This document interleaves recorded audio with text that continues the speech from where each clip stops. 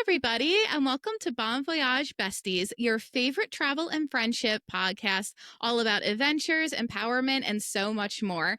Today, my co host Rosa and I have two very special guests with us, and we're thrilled to welcome Allie Brady, better known as the dynamic writing duo Allison Hammer and Brady Godfrey. They're the USA Today bestselling authors behind some of the most romantic, funny, and heartwarming novels out there, which I think are stories we all need right now. These stories have been named the best of summer by the Washington Post, the Wall Street Journal, Parade, and so much more. Today, we'll be chatting with them about their latest romantic comedy, partially inspired by You've Got Mail, and about the magic of writing romance novels together, which sounds super fun. I know I'm partial to romance bookstores now. It's like my newest obsession. So we're so happy that you guys are joining us here today. Welcome to Bon Voyage Besties. Thanks so much for having Welcome. us. Thank you. We're so happy to be here. Yeah, we're excited to have you here too. This is the first time having authors on the show, and we're really super pumped. So before we jump in and chat about your new book, we would love for you to tell our listeners a little more about you. Well, I'll go first. I'm Allison. I'm the Allie half of Allie Brady. And my day job, I work in advertising as a creative director for an advertising agency. I also run a nonprofit and have two books on my own, You and Me and Us and Little Pieces of Me. Those are more women's fiction and family drama and a bit of tearjerkers. So cool. Right up my alley. And there's such good books. So I'm Brady. I'm the Brady half of Allie Brady. And let's see, I live in Utah. I work as a doctor, actually. I have 4 kids and 2 dogs and a stray cat that now is our cat, apparently, and we're responsible for him. And I've also written psychological thrillers on my own. So I've published 2 of those. They're called Imposter and The Follower. My gosh, psychological thrillers are my favorite, along with horror. Those are my normal genres. I cannot get enough of them. They're so good. And they calm me down. Like, for some reason, novels about twisted characters and murder just do it for me. I love it. So how did you ladies meet? So we call it, because we write romance, we call it our meet cute. And it happened in a way that hopefully most meet cutes don't happen in real life. But the way we tell it is it started with me doing a little bit of online stalking of Brady. We were at the time both members of a group called Women's Fiction Writers Association. And they were having an online workshop where people posted and could read everybody's first 250 words of their writing. And Brady was not in my group, but I was snooping around and looking at the other groups. And something about her writing just jumped out at me. And I was like, she's really good. I want to find a way to be her friend. And a few months later, there was an opportunity to swap pages and we totally hit it off. And it's funny, I remember the day that she called me her critique partner, which is going steady for writers. And she's still in my phone as Brady, my critique partner, because I was so honored. Brady, do you want to tell how we took it to the next level? Sure. So we were critique partners for a long time. It's a long journey to get published. We had to find agents, we got book deals, that kind of thing. But then it was spring of 2020. So COVID, we were all in lockdown. And I think we were looking for something to keep our minds off the state of the world and brainstorming ideas. And Allison said, Allison, you remember this differently than I do. Allison, what do you remember? You remember that you had an idea for a book? Yeah, I vividly remember I had an idea for a book and Brady and I were chatting all day, every day at that point. And I sent her a message and I said, is this idea dumb? I had this new idea for a book. And she said, not only is it not dumb, it goes with an idea that I had. So what if we put the ideas together and wrote a book together? And I remember it because I was like, you would do that with me? Because I'm such a big fan of hers and I couldn't believe that she would be willing to do that. And Brady found the message a few months ago that started it all. And it's honestly so crazy that our 4th book just came out together. And it started off with just a hey, what about this crazy idea? And I, can't believe that we're here. I love this story. Sounds like Rachel and I, when Rachel texted me one Tuesday morning, hey, do you want to start a podcast together? And I was like, sure, why not? Why not? Why not? Well, It's a similar journey. I really love it. So I'm super excited. So I actually picked up your book over the weekend. It was so much fun at one of the book signing tours that you ladies were doing in New York City. And it was so cute, dressed up in pajamas. So I'm super excited to be reading Battle of the Bookstores. So similar to Rachel, I tend to read more like psychological thrillers and like murder mysteries. But there's something about a romance novel that I love, especially when traveling. That's like my go-to. It's more lighthearted when I'm on vacation, on the beach. That's kind of what I want to read, not this like crazy murder mystery trying to find a missing person type of story. So can you tell us a little synopsis about what the book is about and what inspired the story? Sure. So the shortest version of the story is that it's You've Got Mail meets The Hating Game, both books that were also movies, but a little longer version. It's about two bookstores that are in Boston and in Somerville, and they've both coexisted side by side for years with no problem. One of them, Happy Endings, sells romance only, and then the other, Tabula Inscripta, sells more serious literary fiction. So they've been side by side with no problems until one day a businessman buys both stores and wants to combine them into one mega bookstore. The only problem, he only needs one manager. So to determine who gets the job, they have a competition to see who can have the highest profits by the end of the summer. But things get complicated when, Brady? Yeah, things get complicated because unbeknownst to these two, they've actually struck up an online friendship on a anonymous website for booksellers. So they've been chatting about book recommendations and sharing their pet peeves about, book selling and all the challenges and the trials that come along with that. And so while their competition heats up in real life, online they're chatting to each other and they have no idea, and their relationship is getting deeper and sweeter and more vulnerable. And at some point, somebody's got to find out what's going on. And then, then you got to see what happens next. I love that. It's like right up my alley. So I'm like in the two side of the spectrum. I'm either like traveling, being adventurous, or I'm sitting on the couch with my dog, just like binging on Hallmark movies. And my husband and daughter, they laugh at me because sometimes I'll even cry. And they're like, you knew they were going to end up together. I'm like, yeah, but like I didn't know how they were going to end up together. Yeah. And romance is all about the journey to see them together happy. And it's such a breath of fresh air for me because with the thrillers, it's like, oh, murder, death. And sometimes you just need that happy ending. It's like everything seems like a mess. It seems dire. You don't know how they're going to get together, but it's so satisfying when they do. The same thing can be said about the thrillers. Like, they're going to get the bad guy. They're going to solve the case. Like, you're not reading it to find out if it happens, but it really is to find out how. And you become so invested in the characters and their relationship and want them to, get over whatever things are holding them apart. So honestly, we found that there's really a lot of overlap with thriller readers and romance readers. And I think because Brady writes thrillers, she's really good at keeping us on track with the pace so that the pacing is just as page turning as a mystery would be. Yeah, that's really interesting and really true. I teach high school English and I have a master's degree in English, so I love books, I love literature. And with the thriller novels and same with the romance novels, I always kind of wonder how the plot is always tied together so neatly. So, do you ladies find that you outline a lot ahead of time or do you just wing it more? Because I know there's two schools of thought with writing when it comes to that.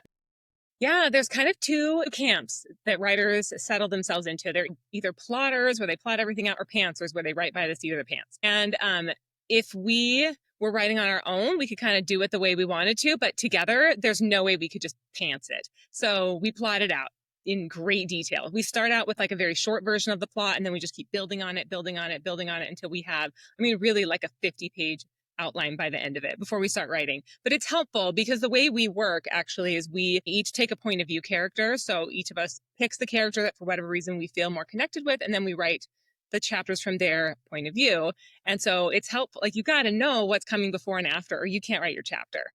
But there's always a little bit of wiggle room. Like, again, we know the what, but the how sometimes gets discovered. And, there's points in our last book, I think Brady's characters were supposed to have a kiss at a moment. And she's like, they're not ready. And so instead of a kiss, there was a prank that was amazing. And so you always have to have a little bit of flexibility, but it really, really helps for us to know where we're going just so we can, both get there. Yeah. Sounds like writing an itinerary, doesn't it, Rosa? Pretty much. Have the It's like plan, but filling a in the little gaps. wiggle room for magic too. Exactly. Very true. I love it. So tell us a little bit more about the characters in Battle of the Bookstores. So one thing that's unique about the characters is that we swapped the stereotypical genders. So you would think that the woman would be the romance novel reader and that the man would be in literary fiction because that's what we see a lot in the world. But we wanted to make it a little bit more interesting and different. So we swapped it.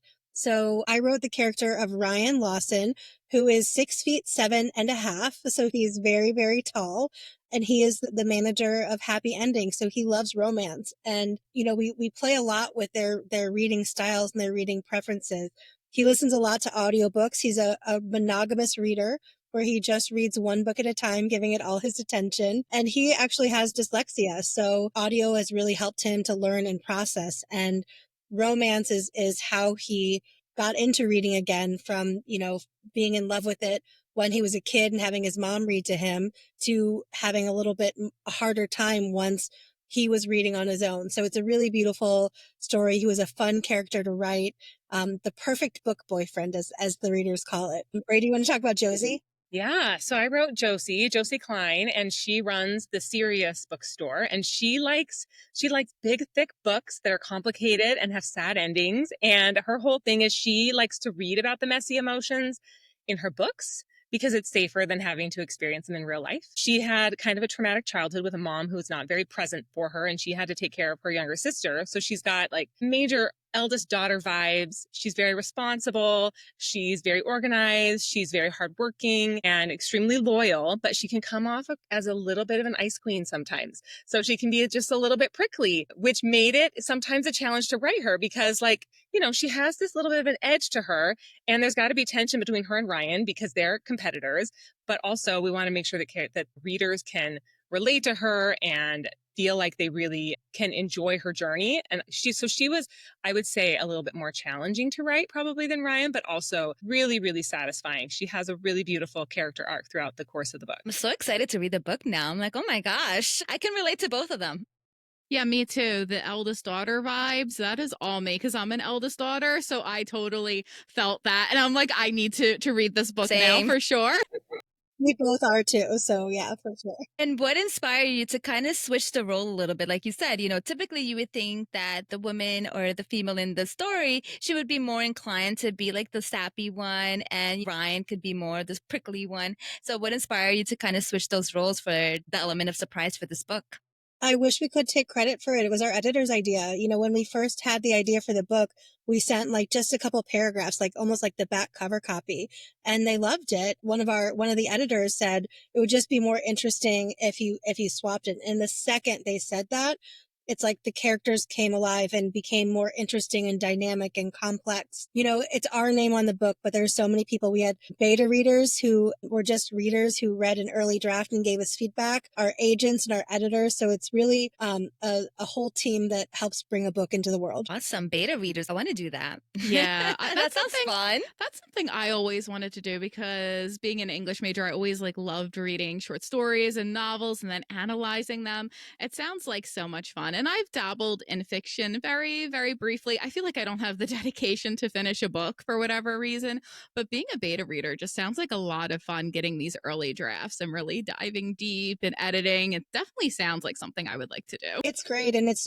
for us, we wanted to get specific readers. So the book takes place in Boston, and I lived there for a few years, and we actually took a research vacation there to make sure we got a lot of details right. But we had a beta reader from Boston and beta readers who worked in bookstores because authenticity is important to us. And we got some really good feedback. An Love a excuse to research travel trip. even more. Yeah, I was just thinking that. I have to start planning novels and then booking trips to these places because, I need even more of an excuse to book plane tickets.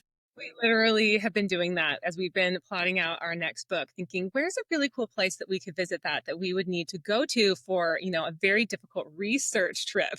You have to do it. You have to do it. You have to live and breathe these characters. So you need to book that plane ticket and go to that city. It's a requirement. I will tell you, we always say we suffer for our craft. For this book, we went to a ton of bars in Boston. We taste tested cannoli from Modern and Mike's. We walked around the city. We ate a lot, and so yeah, we really suffered to make sure our readers could have an authentic Boston experience when they read it. It was tough. We appreciate the effort. Sounded like a difficult task. Do your research and eat all the cannolis. I love it. That should be on a t-shirt, I think. We're going to have a ton of t-shirts. It's funny because we literally, another friend of ours, an author, Julie Carrick Dalton, lives in Boston and walked us around. My feet were going to fall off at the end. There's so many hills and it was just hot and crazy. But we went and we did a taste test between the cannoli at Mike's and Modern. And we had this whole vision of a scene where they would, taste test and rate them.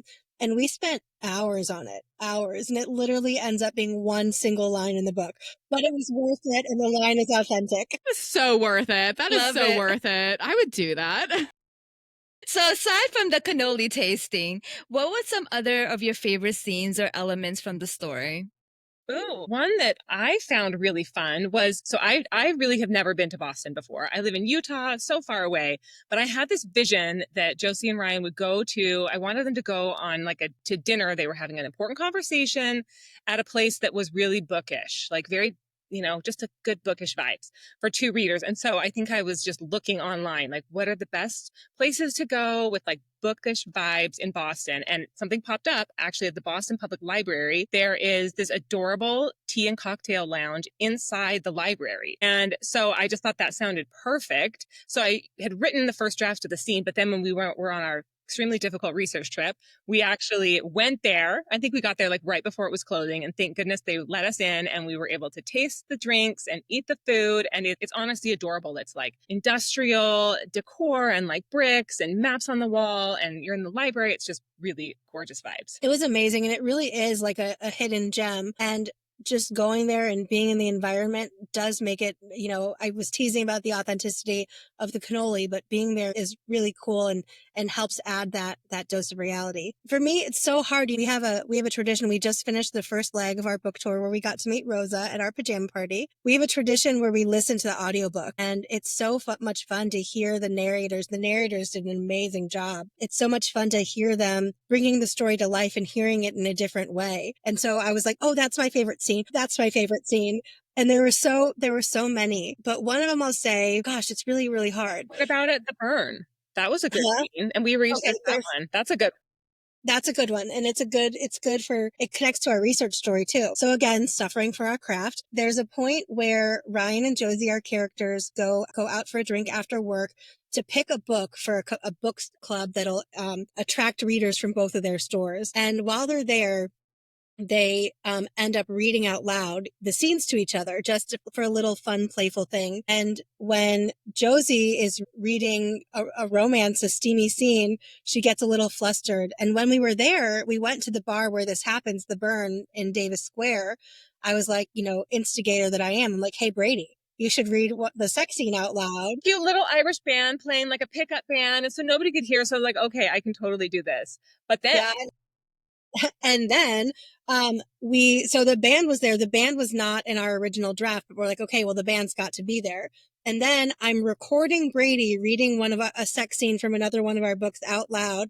And then she gets to like a spicy part and the band stops and it is silent. Of course.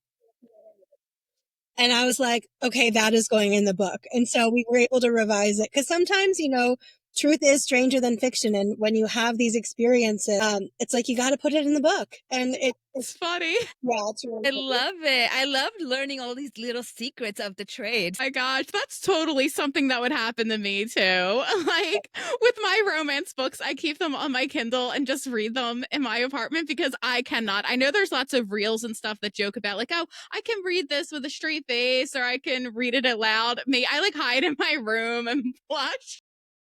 You know what? I listen to a lot of audiobooks and I will tell you every time, no fail, when I'm getting a pedicure or a manicure and I'm listening to an audiobook, the spicy part comes on and it is so hard to keep a straight face. And it's like, if you only knew what was happening in my ears, like. So funny. I have to book a pedicure soon, so. Yeah. I will tell you that, the romance genre used to be the dirty little secret, and it was in the back section of the bookstores, and it is no longer. There are so many romance-only bookstores, and we are here for it, for all of the, diversity and inclusion. And there are so many books. We had an event at Love Struck Books in Boston, and it feels like a travel destination. It was like just a magical place with so many different kinds of books and love and relationships and wine and coffee. They're popping up all over the country, which is just amazing. Yeah, I absolutely love them. I actually just went to one in Alexandria, Virginia called Friends to Lovers Bookstore, and it was the cutest little bookstore. I got there right as it started to rain, so it was perfect. And it was all like decorated and it was like pink and happy. And like you said, there were so many different genres to go through and choose from that I was getting a little overwhelmed. I was like, wow, there's just like so many like options here. This is great. And it was just filled with a lot of really happy women. And I'm like, I found my people. This is so nice. And like you said, that I like that they're popping up everywhere. I actually want to make a special trip to Brooklyn to go to the Ripped Bodice because I love their Instagram account and I've been dying to go and make a day trip specifically for that. So I'm totally here for it too. I think they're great. Now we have to it. add Boston to the list too. Yeah. Little road trip. The Ripped Bodice was part of the inspiration because when we first started writing this, there weren't as many romance only bookstores. It's really, what do you think, Brady? It's in the last like year or two that they've like popped up. Like, it seems like I'm always seeing announcements of new ones opening. I forget the name of it, but I know one popped up in South Jersey as well, where I grew up near Philadelphia. I have to look up the name of it. It's in Collingswood, and it was so cute. And they had the best candles. I wanted to get the Enemies to Lovers candle because it smelled so good. I ended up not getting it, and I kind of regretted. I bought books instead. But I also love the cute little trinkets that they have in there as well. The merch, I'm such a sucker for merch. Well, you ladies had some cute merch also at the book signing, which I got you some pins, Rachel. So you'll love it. You'll love them. I'm excited for the pins. You were teasing those yesterday. I'm ready for them. We had fun with those. The character Ryan has a lanyard with a bunch of pins and swag on it. And that's something that a lot of bookstores do. And we really did get inspiration from a lot of different booksellers. And so we had fun. Brady took lines from the book and made all these different designs. And we had some that were naughty and some that were nice. And I was really surprised. I just went through our inventory and what's left, and people really gravitated toward the nice pins. I thought the naughty would be a little more popular, but I almost gifted a naughty one to my daughter. She's 19. She's 19 and she loves reading. So I was like, Sam, I got these cute pins and she's reading them. And I was like, well, maybe not this one. Let me take this one back. Oh my we'll God. keep it PG. That's so funny. That's so funny. I would be the same way though, Rosa. I'm such a prude when it comes to like my family. Like I'm the person who actually goes to the parents guide and Internet Movie Database before watching a movie with my mom. I am insane. That's smart. I've made that mistake watching movies with my dad a couple times. I started watching Bridgerton. No. And Brady's like, oh, you might not want to watch that with your dad. And I'm like, why? Doesn't matter how old you get. It's always awkward. No. Whether you're the child or the parent. Yeah, I made the mistake of recommending The White Lotus to my mom, and she watched season 1, and she called me, and she was like, Rachel, I think I may stop here. What's wrong with you? I love The White Lotus. I do too. I love it. I want to stay at all the 4 seasons now, but my budget doesn't quite allow for that, unfortunately. Maybe one day. Maybe one day. So, out of curiosity, like I said, I've done some writing on my own. And something that I've noticed about writing, whether in my travel blog or trying to write fiction, when you write by yourself, it's very solitary in a lot of ways. So, I was just curious about some of the fun moments with writing together, as well as some of the challenges. Oh, goodness. I mean, I feel like a lot of the moments are fun. So the way that we do it, like Brady was saying, we each take a character, and usually when we're on a drafting schedule, we'll each have to write a chapter a week. And so we write the chapter from our character's point of view, and then we swap it. So it goes back and forth. I'm trying to think. Well, I wrote a scene that surprised Brady, I think. Yeah. I think that's what's fun is like we have this outline, but we don't really know exactly what's going to happen, like how the other person's going to do it. So like this scene, I think this is the one you're thinking about, Allison. It was kind of toward the beginning when things are getting a little bit, heated up in their rivalry. And we were going to have Ryan have like a dirty dream about Josie. And so I was like so excited to read it. And it turned out like nothing like I expected, but it was amazing. So when you read the book and you get to the dirty dream scene of Ryan's, like, yeah, it was amazing. We have a whole thing about nodding. I don't know if your listeners know about nodding, but our friend Allie Hazelwood wrote a book that taught us about nodding. Brady, I think, knew about it before. You'll find out what it is in the book. I'll just say it has something to do with werewolves. Sorry. I know what this is. I know what this is. Yeah. I read too much fan fiction as a teenager when I should not have been. Story for another day. Well, I'm there had been this intrigued. whole conversation about nodding and about werewolves, so of course it made sense that that was in the back of Ryan's head.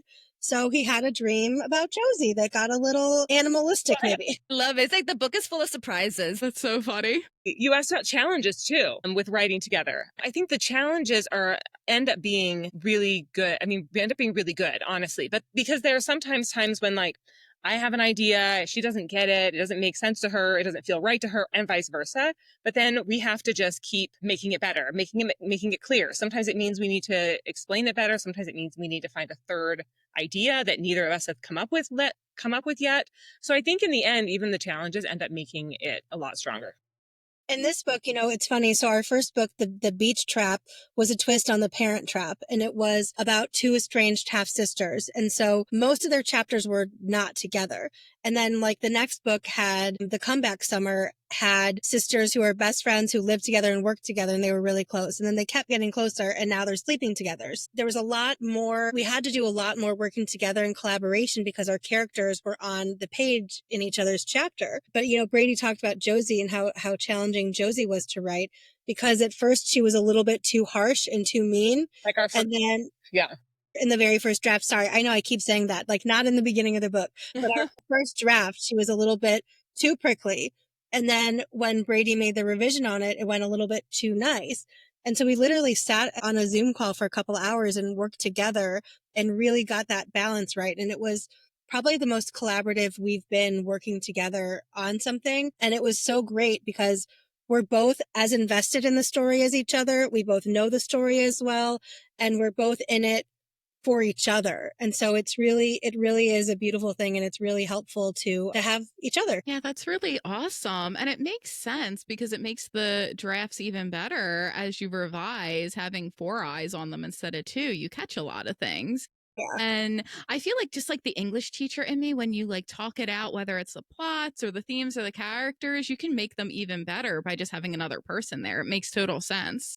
Brady always says something that I love, where say your two brain thing, because I love it. Well, I always say that, like, basically, when you have our two brains, it's not just adding them together, it's like multiplying, because we multiply ideas as we bounce them off each other. So it's not just my ideas plus her ideas. It's like she gets an idea and that gives me an idea, and then we just keep going, and it's just this exponential growth of ideas, and it makes it so much more fun and richer and deeper. It sounds so fun and collaborative. I love it. It's great. Yeah, and like I said, it makes sense. It sounds like our podcaster is like it's so much easier having a podcast together and bouncing off ideas and splitting up the duties than doing it by myself. If I had a podcast by myself, it would die at like the third episode. Same. There's something to that. And, as women, we usually put ourselves last. And so if I had a deadline for myself, I would probably let it go because I would put other things and other people first. But now when I have a deadline, I don't want to let Brady down. And so it makes me more accountable because I care more about disappointing her than I do about disappointing myself. It's so true, That's so Rosa. true. Like my taxes still aren't done, but you better believe that episode that we've been talking about will be edited by tomorrow. We have priorities, it's okay. It's all right. So aside from being best-selling authors, you both have careers. So how do you balance everything, being a parent also? How do you juggle all these things? Because I know for myself, that's one of the things that I struggle with the most. I work in corporate. I am a travel content creator, but I'm also a mother and a wife. So finding time to balance everything, sometimes it could be a little overwhelming. So I would love to hear some of your tips on that. I mean, we do it. I don't know if we do it well or we would recommend it. We just do. Yeah, I think, it's so hard because people ask this question and it's a good question. And I would also when people ask me that, I'm like, yeah, I do. I want to know the answer to that. I want somebody else to tell me how they do it because I feel like it's still just this constant balancing act, trying to figure it out, and not balancing in like an easy way, but balancing like on a tightrope where you feel like you're going to fall and you're like dropping balls and everything. It was Nora Roberts, who is, I was going to say too. major best-selling author, and somebody asked her once, and for a while I think she was a single parent raising kids and writing a lot of books, and she talked about how you have all these balls in the air that are your job or your kids or taking care of your house or your pets or your parents are getting older or whatever, and you need to know like which balls are made of glass and which balls are made of rubber, so you know which ones, if you accidentally drop them, it'll be okay, they'll bounce and you can pick them back up. And then some balls, like, you don't want to drop them, like sometimes if your child or your sister or somebody like really needs you to be there, like you got to put stuff away and be there for them. But other times, like I think it is okay for you, for any of us as like creative people, to prioritize our opportunities to be creative and like carve out that time. I think we owe it to ourselves. And I think it's good for, like Allison has told me many times that it's a gift to my children for them to see me, creating something that I'm passionate about. And I think the same goes for, balancing creativity with, all the other responsibilities that we have as women. I really like that, the analogy of juggling, because it is true. Like, if you miss one thing, it may not be that big of a deal. Like, I always joke about my apartment. I'm like, does a 38-year-old woman live here or an 18-year-old boy? It's getting kind of messy, looking a little rough. But at the end of the day, like, I make time for it when I get to it. And if it goes one day looking a little messy, it's not a big deal. As long as I'm happy, it's all good. Because, like you said, I feel like, especially as women, we need to make that time for ourselves to be creative, because I know for me, writing and content creation makes me happy, and I'd rather come in as a happy English teacher and a happy soccer coach than be burnout and miserable like at my job. So it makes total sense. Exactly. And for me, we have in my bio that I don't have any kids, pets, or plants. I do have two nephews, but so for me, it's different. And I have two other jobs that feel like one is full time and another one feels like it. And I had a point about 2 years ago when I was between jobs and I was like, I'm going to pretend to be a full time writer for a while. And would you know what? I still ended up writing in the evenings and weekends. Like it's just the time that works for me. And I'm a really good procrastinator.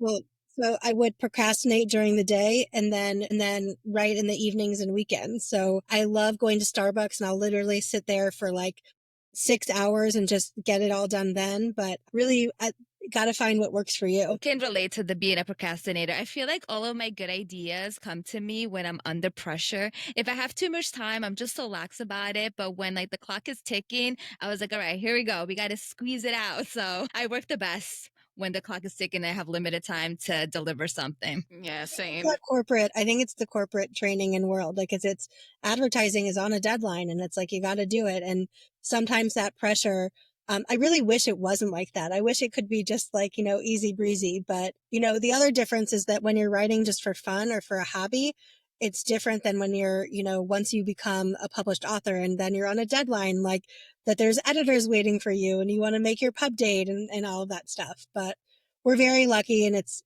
that it's fun still, that we love it, and that, you know, it really is a gift. That's the important part, especially the fun part. I know for myself, doing content creation, that's a creative release. I work in property management, so all day I pretty much deal with complaints, Mm. fixing a problem, but just not fun at all. So content creation, it's something that I can just kind of like relax. I do it at my own pace. I decide what I want to post, if I want to do something funny, if I want to do something serious. So it's such a creative outlet and it's still fun. If it was my full time job, I honestly don't think that I would love it as much because it can also be a little stressful. People glamorize it and they see a pretty post and they're like, oh, okay, that's great. You're traveling, doing these brand partnerships, but they don't realize the heart and the sweat that goes behind it. But as long as it's something that you love, like they always say, it doesn't feel like work. So 100%. Yes. I totally agree with Rosa. Like, when it feels like fun, it doesn't feel like work, and it's great. I love that. So do you have any tips for potential authors who are maybe like looking to make writing partnerships? They're like, I've written some books solo, but I would like to write a book with someone else. Any thoughts or suggestions that you would give them? I'll say the best piece of advice I think we are both big fans of another BFF writing duo, Christina Lauren, and we were lucky enough to have a Zoom call with them before our book came out. And on the call, we said, we know how to write together. And just a fun fact, every duo that we know has a different way of writing together. It's really, really interesting. That's cool. So we know how it works for us, but like we don't know like what do you do for autographs? Because Brady's a doctor and has a doctor's handwriting, and I have like swirly handwriting. And they told us like Lauren signs Lauren's name and Christina signs Christina's name, and so that's what we do. But the best piece of advice that they gave us is to remember that this all started because of our friendship and to focus on our friendship as well. So to make time, whether it's a phone call that's a friendship phone call or a night of book tour where we're going to a tiki bar and getting silly and the giggles, like just to have like friendship moments to make sure that you put as much work into the friendship as the business partnership. So I think that that was really good advice. And the last thing I'd say is to make sure that it's a person that you respect and admire, because it's not easy. And I think, we're really lucky and we work really hard at it. Brady, what do you think? I compare it a lot to being married to someone. Honestly, it feels like a marriage because when you're married to someone, you have your like romantic relationship. But then when you have a home together, maybe you have kids together and you have bills and pets and things like that. Like it's also feels like a business partnership in some ways. And that's kind of how we are. Like we are friends and then we also are creative partners. And then we also have like our business as authors and our business decisions. And so trying to just work through the differences in our styles of how we write and the differences in what may be important to us. Just like in a marriage, like one person's voice should not be elevated above somebody else's, and you have to listen to each other and communicate. Like it takes all your communication skills that we've hopefully developed in our adulthood to be able to Some of these us. things. Yeah, but I mean, it just takes. I think it takes, like Allison said, it really helps when you respect the other person and you know that they are just as invested as you are. I think it would not work to be in a partnership with someone if you were not on equal footing in terms of one person not being as invested as the other. You can't just have, you can trade off times when one person maybe shoulders the load for the other one. And we've done that before, but it can't always be one person who shoulders everything. It's like in school, the group projects. Like I feel like Oh God. we were we were Hated those. we were both the people that you wanted on your school project because we would do the work. We would do the work, but you don't want to be in a co-author duo with somebody who's like just skating by and doing the bare minimum when you're, have a high work ethic. So it's really, some of the rules like are the same as that too. I love what you said too about nurturing the friendship too, because like I said, at the very beginning, that's how it all started. It started off as a friendship and now it evolved into a business. So I think balancing that is important and the level of respect too. And it's okay. Like for instance, Rachel and I, there's times that I'm traveling where Rachel has to be a little bit more active, doing stuff for the podcast and vice versa. So having that open communication and level of respect at the very, very beginning, I think that kind of goes a long way, especially when you do come into situations where you have differences of opinions because you respect each other and now you can be a little bit open minded to someone else's viewpoint on something. Be willing to listen, compromise, all the good things. And I like what you guys said about it being like a marriage too. Like my mom actually made a comment on that one time. My dad and my uncle opened a business together. They opened an accounting firm where they had to be partners in this business and they got along like great in the workplace. But every now and then I would pick up a little tension and my mom would explain to me like, look, when you open a business together, it is like a marriage. You have to compromise. You have to have the hard conversations. You have to respect each other and work together. And it's not always going to be fun, but that respect is key to making it work. So I like that analogy a lot.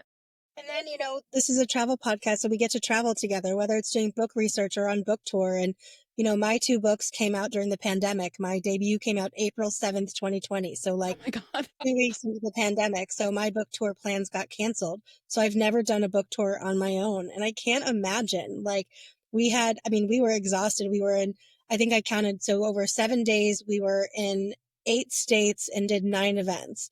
Wow. Wow. We did That's planes and exhausting. trains. It was exhausting, but it was fun. And like doing it together, I'm sure there's benefits to solo trips, but experiencing the highs and the lows and all of it together just makes it so much more special and rewarding to share it.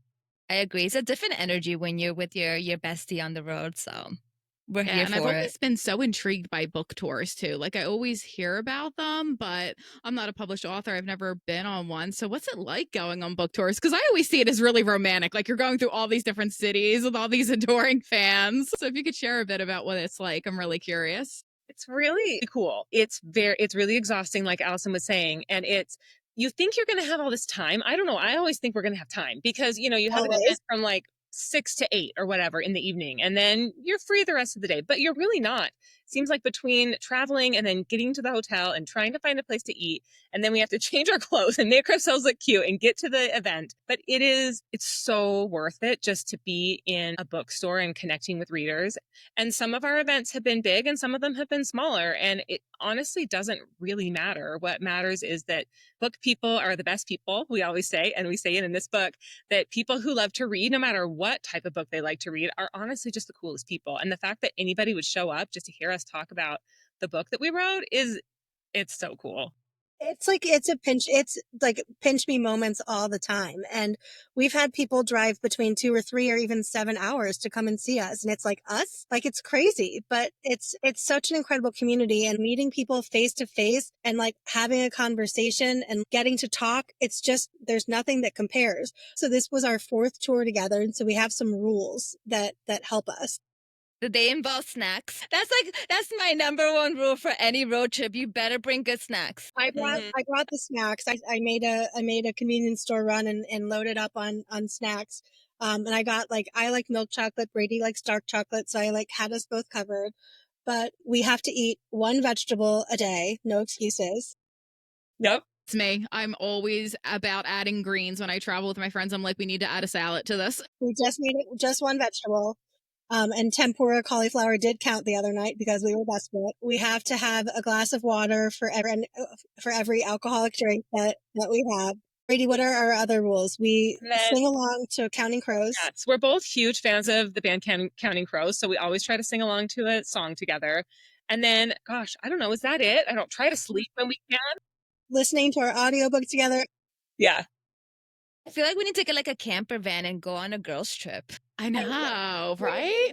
I love all these rules. But it's funny because we each we've been to a lot of different cities, a lot of different hotels together, and we know the seats we like. We know which bed. When we walk into a room, we're we don't even have to ask what bed do you want. We know that's Brady's, that's mine. And again, it's funny how hard it is to eat a meal. It really is. It's just because you don't know how much time you'll have. And we always end up thinking oh, there's all these restaurants we'll go to. And we end up just having to do something quick because we just, it's chaotic and hectic, but there's nothing else like it. And we had so much fun. We're actually thinking about trying to squeeze in a second leg because, this book, really, we wrote it as a love letter to indie bookstores and to readers, and they've felt the love. And we've gotten so many messages from stores that want us to come out there. So we're seeing what we can do.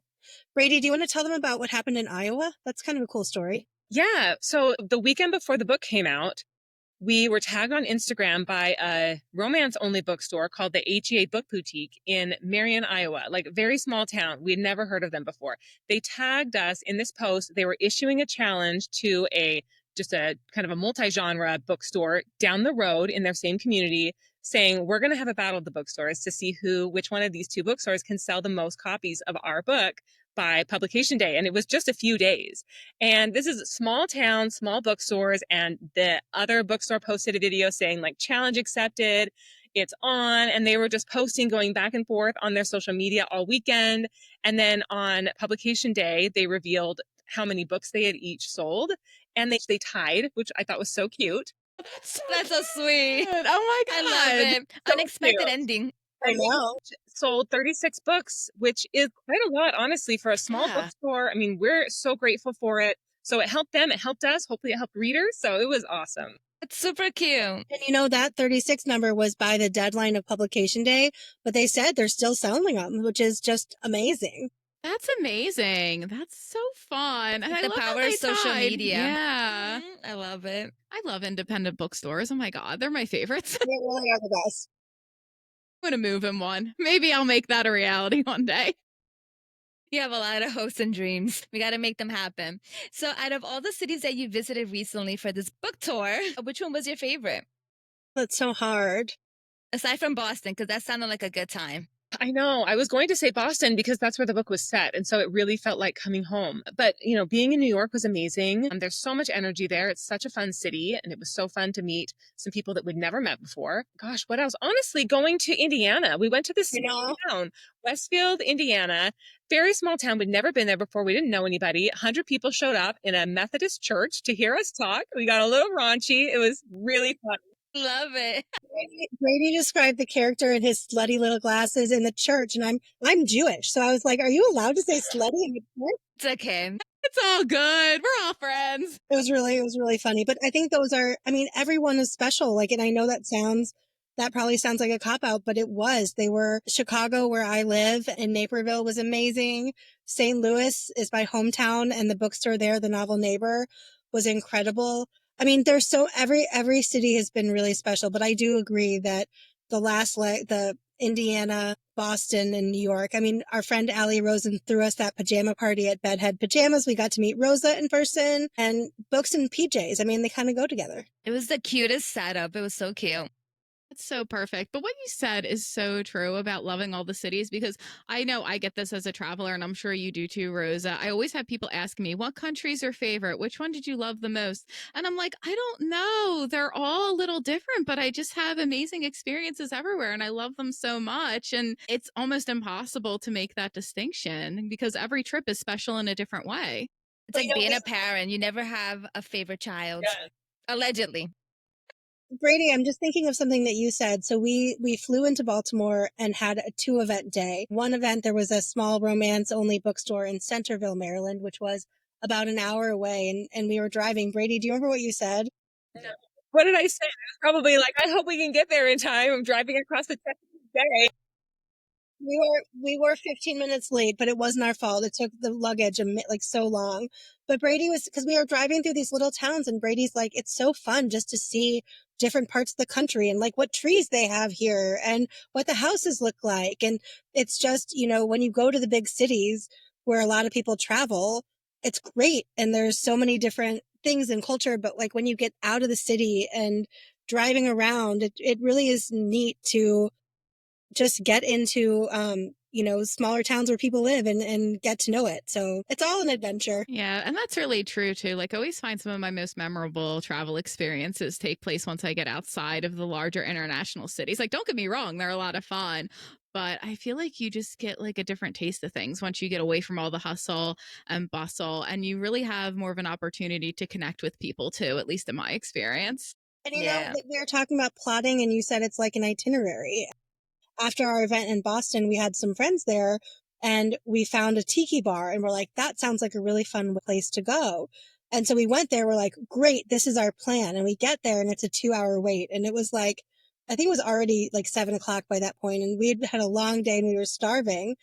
And so we ended up having like a little progressive dinner instead. And so we went one place for like drinks and appetizers and then back to the tiki bar. And it ended up being so fun and special and memorable because our plan didn't work out. You know what I mean? And I feel like that happens in books and in travel and in life. And, we're just along for the ride and the adventure.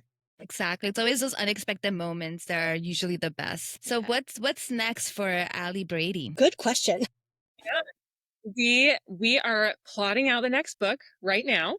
So we worked a little bit on it while we were on our train rides. We did a lot of train rides this time, and they do give us some time to work. So we worked on that. And so we're excited to dive into that. And we may do a few more tour stops. We do have a couple scheduled coming up, as well as we're going to Romance Con in September, which is in, tell me, Milwaukee, which is a big Sounds fun. Yeah. You guys should come. I know. I was like, I'm intrigued. Right? It's going to be really fun. And I think we're going to do another holiday novella. Last year we did a really fun holiday novella. It was kind of last minute. We had an idea and we put it out, a novella called One Night, Two Holidays, about Christmas and Hanukkah being on the same night. And it was so much fun. We usually do, summer books, but having a winter novella and story was really fun. So I think we might do that again too. I love a good novella. Yeah, me too. I love when I'm in a book slump or I'm trying to like make my Goodreads challenge and I'm like, oh my God, I'm 5 books behind. Time to break out a novella or something really fast.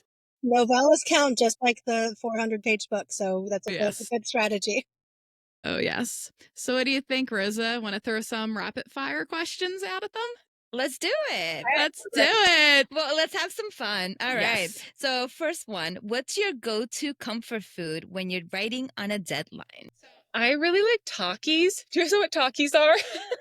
No, tell us. A really, really hot, spicy chip. I think they're originally from Mexico. So they're like, Okay, they look like a little tornado thing. yes, very hot. They turn your fingers red.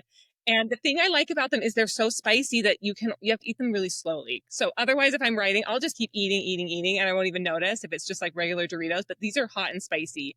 And so Allison got some for us on our trip, but they are so messy when you're traveling. So I will eat them here. I made her take them with it because they're too spicy for me. And I got them for our snack bag because I know she likes them. But every time she was like, I can't, they're too messy. Idea, because I could just eat a whole bag of chips in one sitting. So maybe I need them in my life too. And for me, I don't really snack when I'm writing. I will like take a break to do it. So for me, the thing that came to mind is like ordering takeout for dinner because like if I'm not going to take the time to cook, I live alone. And so sometimes I can't imagine just stopping to cook. So ordering like takeout Thai is probably my guilty pleasure when I'm on deadline and don't have time to do anything else. Yum. I But love a good pad thai. oh, me too. Me too. And when I'm coaching soccer takeout, it's like my bread and butter. I just need it. So, if you could swap lives with any of your characters for a day, who would it be? I would pick Josie because I would love to work in a bookstore for a day. What would you pick, Allison? I mean, you know, when we get into the heads of these characters, like we truly inhabit them. And so Ryan is what came to mind for me because he's the most recent. And also I'm 5'5". I can't imagine walking around the world being 6'7.5". Like, I just think it would be really interesting. So, I would pick Ryan. I would be all for being taller. I'm 5'4", and I think about that all the time. All my aunts are really tall. They're like 5'7", 5'8", and I'm like, why? 5'4". So I won't say I my agree. height. I won't disclose mine. All right. So, fake dating or enemies to lovers? Both. Yes. At the same time, I love a fake dating trope, though. I love it. I do too. I really do love it. But I do think both. We have a fake date, a little bit of fake dating in our enemies to lovers here. But just since Brady said fake dating, I'll say enemies to lovers because the banter and the opportunity for that like crackling tension is just so much fun. That's what I love. When you sense this tension between the two characters, just like, ooh, it's getting spicy and juicy. Yes, yes, you feel it. And I'm just a sucker for enemies to lovers. It's all I read. I never get bored of it. I could just read one after another after another. So Every single time, it's like, oh, they fall in love? What? Yay. I never saw that coming. That was me this past weekend. I'm watching some show on Netflix and I'm like crying. I was like, oh my God. And my daughter's like, you knew they were going to end up together, Mom. I'm like, I know, but still, it's so romantic. Don't ruin the moment for me. More romance tropes. So, forbidden love or marriage of convenience. I love Marriage of Convenience. I love Really? Yeah. It's so Really? hard to pull off in like a contemporary book. But I would say when I first started reading romance years ago, I loved A Marriage of Convenience. There was just something like historical romance especially. It's not my jam unless I did read a book recently where it was like, because now it's like, what would it be for? And now like, I feel like a green card marriage is something where it's almost to me, that's almost like fake dating because it's like you're, of that aspect. I don't know. Neither are my favorite. I'll say forbidden love just to be different. I love a good forbidden love, like little Oh, yeah. Romeo and Juliet action Yes. happening. Oh, yes. Oh, yes. So, friends to lover or a second chance at dating? Those are both of our favorites. I'm going to pick Second Chance. I love a good second chance. I think they can be difficult to pull off because you have to convince the reader that these people who broke up in the past have learned what they needed to learn and need to get back together again. But when it's done well, it's so good. Yeah, I also like second chance, but I will say, and it's not just to be contrarian, I really do like friends to lovers. And for me, like as a kid, I like was the girl who crushed on like all my guy friends. And so would Aw. love to like rewrite what like reality, and write that happy ending. But there's something, especially when it's like childhood friends to lovers, I think that's really cool. Yeah. Yeah, it's so fun and it's just like so heartwarming. I do love a good friends to lovers. I actually like love a lot of these tropes. I get very into tropes. I mean, if they're cliche, who cares? I enjoy them. We talk a lot about that, like in the book and at these events, is that, with tropes, like you like them because they're familiar, but they don't want to feel the same. So you want to get creative with them, but like, so you want them to be surprising, but familiar. Exactly. Exactly. I have to say, I'm super, super excited to read this book. I'm actually going on a trip tomorrow to Iceland with my daughter. And initially, I was going to take like this thriller with me because I was like, oh, I'm going to be out in the woods. But I was like, you know what? I'm taking Battle of the Bookstores. Yay. We're gonna get A good idea if you're in the woods, my friend. we're gonna get romantic. Yeah, exactly. I was like, we're gonna get romantic on this trip instead. I love it. But it's been so much fun having you both on the show. Thank you so much. So, where can our listeners find you? We are most active on Instagram. So it's at Allie Brady Books, just one L in Allie. And let's see, what else, Allison? So we're starting up a TikTok to do the book talk thing. So we're at Allie_Brady_books there. And our web We Substack, Stack. which is great. It's like a newsletter, but also a community, and people can, engage and comment and things like that. And then our website is alliebradybooks.net.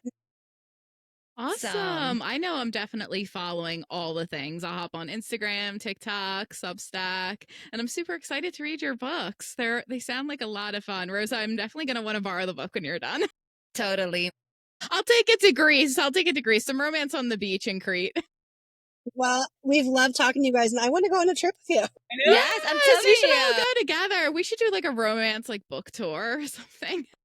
Totally. I'm always down for a road trip. So I'll bring the snacks, the spicy one, and the chocolate. So we'll be good to go. Love it. Yes. Well, thank you both so much. Thank you both for being on the show. And thank you guys for joining us. Whether you're searching for your next summer read while traveling or just looking for a story to sweep you away, we're so glad that you tune in. If you love listening, please make sure to give us a 5-star review and follow us on socials at Bon Voyage Besties. So see you next time. And as always, happy travels. Happy travels. Read some romance books on the beach. Be happy. And we love you guys. Bon voyage, besties.